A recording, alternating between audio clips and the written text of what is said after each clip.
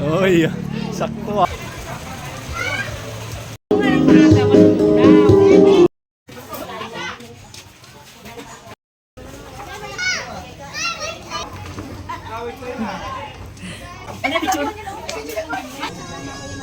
Yun. Hi guys! Araw nga po pala ito ng Sunday at inaya ko nga ang mister ko na magsimba kami. Dito nga po ay hindi ko nga alam na nagbibideo pala siya. Lagay niya pala sa isang gilid yung cellphone niya at ayan panay nga ang video. Nabasa na nga sa oras na ito ng mga tao dahil tapos na nga ang misa. Aba, itong mister ko, tinalo pa nga ang pagiging vlogger. Ay pasayaw-sayaw pa nga ang sabi ko nga ay nakakahiya na, tara uwi na nga tayo. Sabi nga niya ay magbabay ka na. Pagkatapos nga yan ay umattend naman kami sa 70th birthday ni Nano Seseng, ang biyanan ni ate. Sinabay na nga namin si tatay na pumunta nga dito. Ayan, nauna na nga si tatay at saka si Ebol na kumain. Dahil pagkarating nga po namin dito ay ready na nga ang mga pagkain. Wala pa nga po masyadong bisita sa mga oras na ito dahil maaga pa naman po. Dito nga ay dumating na nga rin si Ate Princess kasama nga ng kanyang daddy. Sinundo nga po pala siya sa bahay.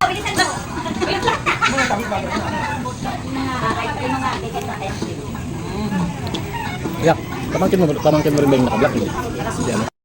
Umalis nga lang saglit si Kuya Isme at sumama nga itong mister ko. Maya-maya nga lang pagbalik nga nila ay dala na nga nila itong ice cream.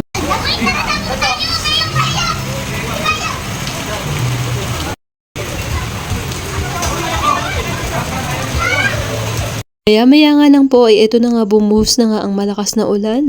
Medyo may kalakasan nga po itong ulan dito. Buti na nga lang at may mga tent nga sila at siguradong hindi nga mababasa ang mga bisita. Dalawa nga po pala yung tent nila, dito nga sa baba yung isa. Shout out nga po pala sa iyo Kuya JR at ito nga panay ang kaway sa ating video. Medyo malabo nga yung video ko dahil maulan at hindi ko napansin na nabasa pala yung camera ko. Ito naman ay inaayos nga nila itong alulod at natapat nga dito sa kuhanan ng pagkain. Dahil kapag bumabagsak nga yung tubig ay tumatalsik. Ang cute naman itong kambing na to, lumapit nga dito at nakisilong. Ganyan nila kami na itatay ng ice cream at eto nga medyo nilalabig pa nga ako. Dahil nga maulan. Sobrang sarap nga nitong ice cream kaya ayan, kinain ko nga muna. Siyempre habang kumakain, ayan, kailangan nating i-video itong mga kumukuha ng pagkain. Hindi nga ako makalis sa pwesto ko dahil umuulan. Kaya naman si ate at saka si Ate Princess, nagtimpla nga sila ng juice. Hello Kuya JR and Ate Rowena. Kompleto nga po pala yung family nila dyan at nakakatuwa ang panoorin. Ito namang mister ko ay may pakilig-kilig pa nga dito sa ice cream. Sobrang lamig daw. Lalo daw siyang nilalamig dahil nga maulan. Pero si Kuya Isme nga ay eto, enjoy lang sa pagkain ng ice cream. Akala ko po walang target. Kung malaki po sa kabila, kung malaki ng ating Melda.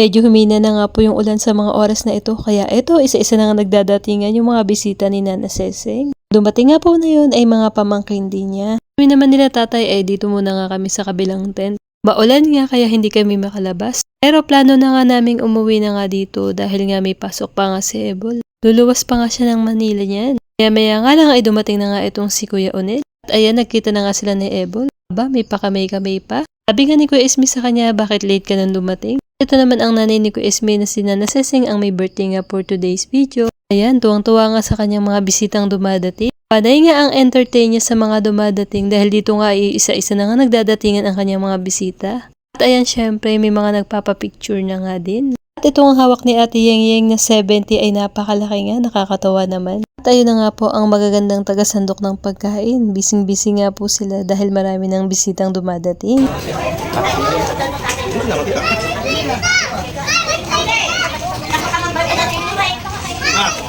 Naalala ko, baka magkakalawa eh, mahirap na.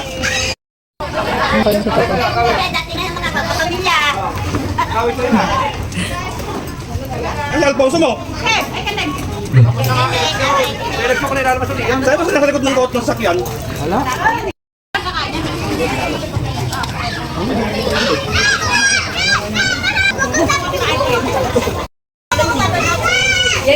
Yay, tagalin niyo yung logo. Dahil humina na nga po yung ulan, eto nakatawid na nga ako dito. Sabi ko nga sa mister ko bago nga kami umuwi ay magbibideo muna ako. At eto nga, naibidyo ko na rin yung dalawang magagandang taga-sandok ng pagkain.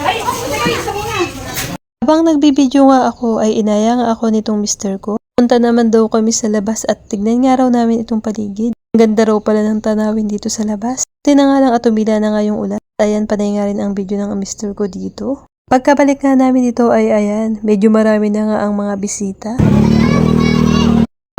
Uy, sakto ako. Maliwanag sa'yo, sama ko.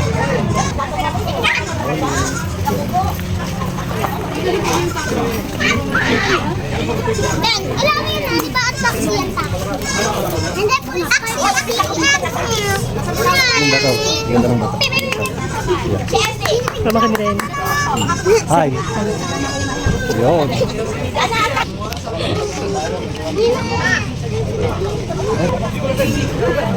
Diba? Ano na pinanay?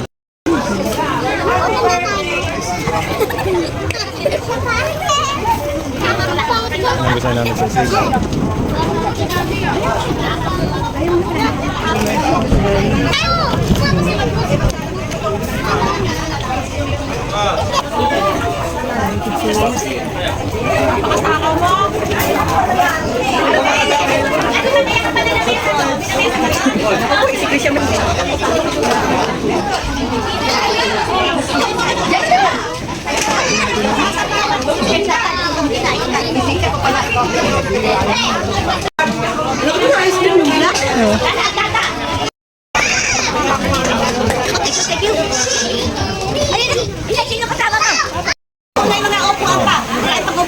Busy ang may birthday.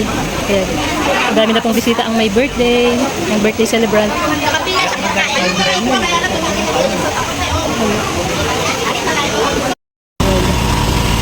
Maligo na sa ulan.